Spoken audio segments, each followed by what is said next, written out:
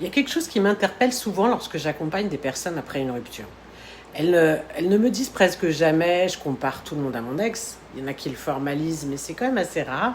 En général, elles me disent plutôt c'est plus subtil. Je ne rencontre personne d'intéressant. Je ne ressens plus rien ou j'ai plus envie d'y aller. J'ai fait plusieurs rencontres, mais il n'y a pas ce petit truc, ce fameux petit truc.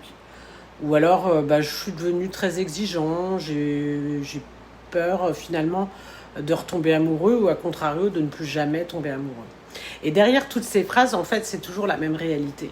Sans s'en rendre compte, on ne laisse plus aucune chance aux nouvelles rencontres. Non pas parce que ces personnes sont finalement pas intéressantes, mais parce qu'elles continuent inconsciemment, on continue inconsciemment à mesurer chacune d'elles avec une règle qui appartient à son ancienne histoire. Et aujourd'hui, je voudrais te montrer pourquoi c'est normal et pourquoi il faut y faire attention, et surtout pourquoi ce n'est pas une fatalité. Et le plus important, ça va être de sortir de ce mécanisme. Parce que tu pourrais passer des mois, voire des années à croire qu'il n'existe plus personne pour toi, alors que le vrai problème n'est peut-être même pas les personnes que tu rencontres. Le vrai problème, c'est peut-être que tu n'es pas encore disponible pour les rencontrer.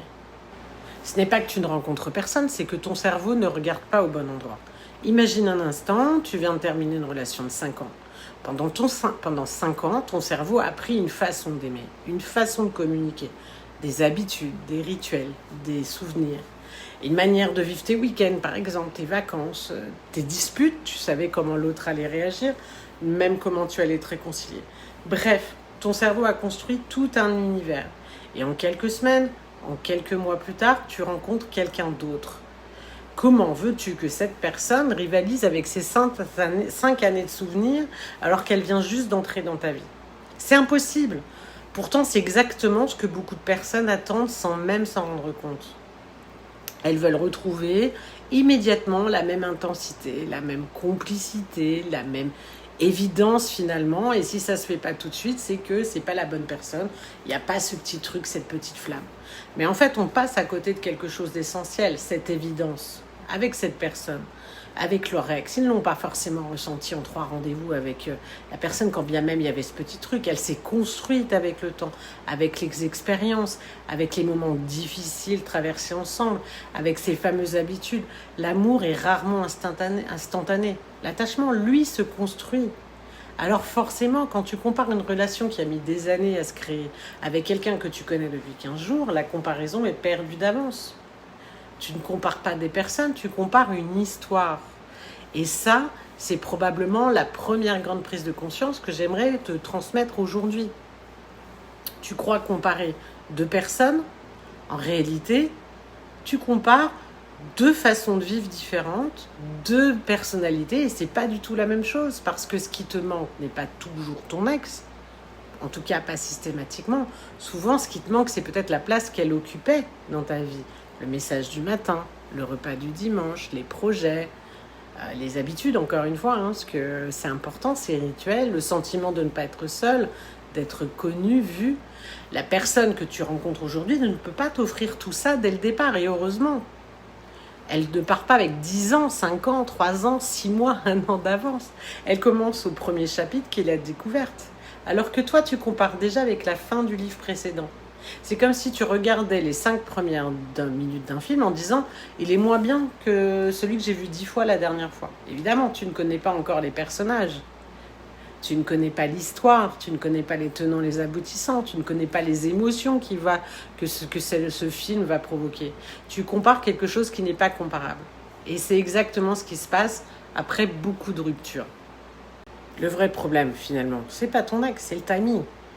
Il y a une idée dont on parle très peu. Pourtant, je pense qu'elle est indispensable, surtout quand on veut refaire sa vie. Une relation, c'est pas seulement une rencontre, c'est une rencontre au bon moment. Tu peux croiser une personne formidable, drôle, qui remplit toutes les valeurs que tu souhaites, bienveillante, disponible surtout émotionnellement. Si toi, émotionnellement, tu es encore tourné vers ton ancienne relation, ça ne marchera pas, il se passera probablement rien ou très court. C'est d'ailleurs pour ça que j'encourage à attendre avant de rechercher à refaire sa vie. C'est pas parce que cette personne n'est pas forcément la bonne, c'est parce qu'elle arrive à un moment où ton cœur est encore ailleurs. Et ça, il faut l'accepter. On n'est pas toujours prêt, on ne décide pas toujours de tomber amoureux. En revanche, on peut travailler à redevenir disponible pour aimer. Et ça, c'est pas la même chose. Et souvent, je le vois. dans mes clientes qui vont avec des gens qui viennent vers un homme qui vient juste de rompre ou qui veulent absolument une nouvelle histoire. Alors qu'il faudrait d'abord retrouver une relation apaisée avec soi-même. Une nouvelle rencontre ne guérit pas une rupture. Elle peut même parfois la masquer pendant quelques semaines avant que tout ressorte. C'est pour ça que certaines relations, elles démarrent très vite, mais elles s'arrêtent tout aussi vite. Le problème n'était pas le partenaire, le problème était le moment qui n'était pas le bon. Et puis notre cerveau préfère le connu, même quand il nous faisait souffrir. Il y a un autre phénomène qui se joue énormément après une rupture. Notre cerveau préfère ce qu'il connaît. Pourquoi ? Parce que le connu, ça demande beaucoup moins d'efforts. Il est rassurant, il est prévisible. Et ça, c'est vrai même lorsque la relation précédente ou celle qui vient de s'arrêter nous faisait souffrir. C'est pour ça que certaines personnes me disent « Je sais que c'était pas la relation qui était faite pour moi, mais j'arrive pas à passer aux choses. » Et c'est pas forcément contradictoire. C'est parce que ton cerveau ne cherche pas forcément ce qui est bon pour toi. Il cherche d'abord à savoir ce qui va être facile pour toi ou familier. Il préfère une douleur qu'il connaît à une inconnue qui pourrait peut-être te rendre plus heureux ou heureuse, mais c'est pas ce qu'il connaît. Alors qu'une nouvelle personne arrive dans ta vie, c'est trop différent. Elle n'a pas les mêmes réactions. Tu es obligé de te réadapter, réapprendre.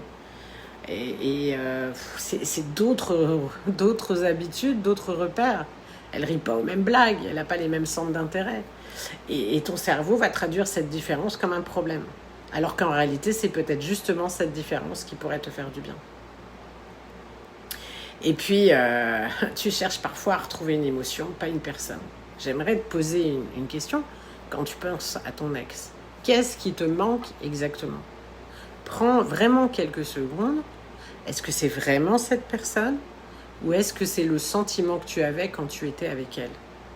Parce que ce sont deux choses complètement différentes. Souvent, ce qui nous manque, ce n'est pas quelqu'un, c'est ce qu'il venait nourrir chez nous. Le sentiment d'être important ou importante, le sentiment d'être choisi, d'être reconnu.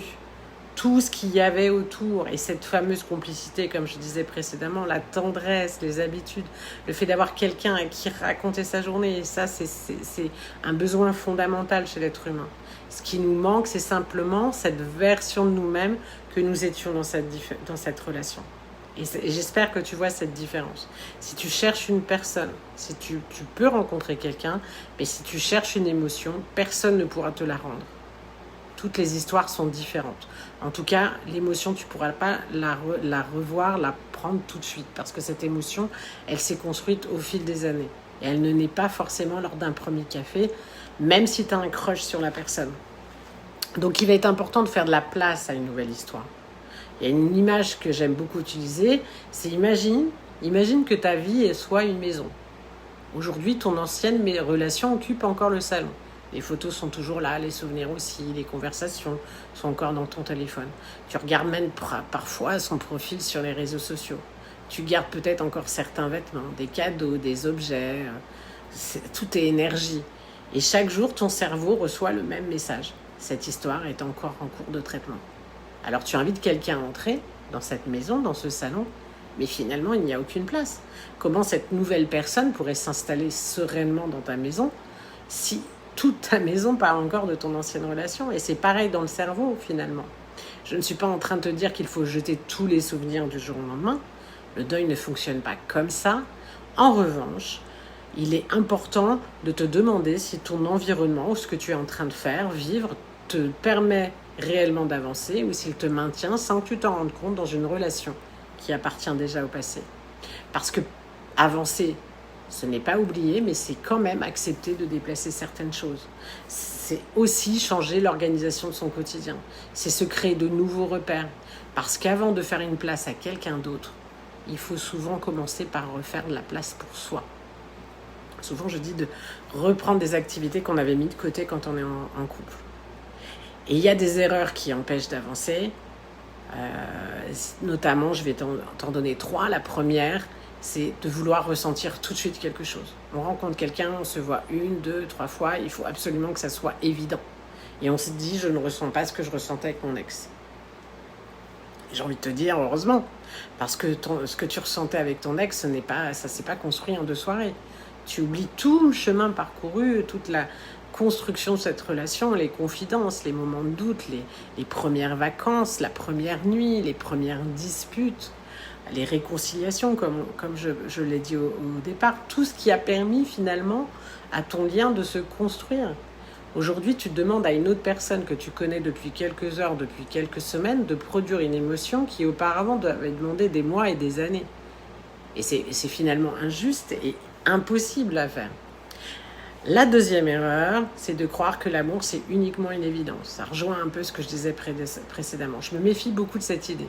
Parce que certaines relations commencent avec un immense coup de foudre et ça devient très vite compliqué. À l'inverse, et c'est de plus en plus vrai, certaines histoires démarrent doucement, il n'y a pas de feu d'artifice, on ne se voit pas forcément tous les jours, c'est pas obsessionnel, il n'y a peut-être pas cette euphorie au départ, mais il y a de la curiosité, il y a de la sérénité, il y a de l'envie, et on sent que la confiance se mêle. Et avec le temps, l'amour devient beaucoup plus profond. Parfois, ce qui est spectaculaire n'est pas ce qui est durable. La troisième erreur, c'est de croire qu'une nouvelle relation va réparer l'ancienne. Et ça, je voudrais vraiment que tu l'entendes. Une nouvelle rencontre ne vient pas réparer une blessure. Elle peut l'apaiser, elle peut t'aider à grandir, mais elle ne te répare pas. Aucune personne n'est ton médicament. Elle ne remplacera jamais le travail que toi, tu as à faire sur toi. Parce que si tu attends qu'une autre personne te redonne confiance, te fasse oublier ton ex, ou remplisse le vide que tu ressens aujourd'hui, c'est que tu n'as pas compris. Et tu mets un poids énorme sur cette relation et surtout tu risques d'être très déçu. Un poids que cette personne ne pourra jamais porter et j'ai envie de te dire qu'elle n'a pas à porter. Donc ce que je voudrais que tu retiennes, si tu devais retenir une seule chose de cette vidéo, ce serait celle-ci. Le problème n'est peut-être pas que tu rencontres les mauvaises personnes, le problème est peut-être que ton regard est encore tourné vers ton ancienne histoire. Et c'est pas un reproche, ça nous est tous arrivé, c'est très humain. Après une rupture, on cherche le connu, on recherche des repères et le cerveau fait son job. Il cherche du connu, il cherche de la sécurité. Mais si tu regardes chaque nouvelle personne avec les lunettes de ton passé, tu risques de passer à côté de quelqu'un qui n'a rien à voir avec ton ex et qui pourtant pourrait te rendre profondément heureux et qui pourrait profondément t'aimer réciproquement. Tu n'as pas besoin de retrouver la même histoire. Il ne faut pas que tu retrouves la même histoire, sinon ça aurait duré de toute façon.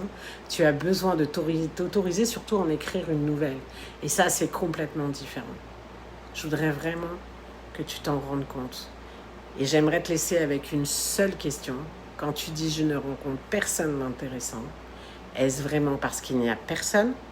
Parce que ça peut arriver, hein ? Ou est-ce parce que sans t'en rendre compte, tu attends que quelqu'un ressemble à ton histoire.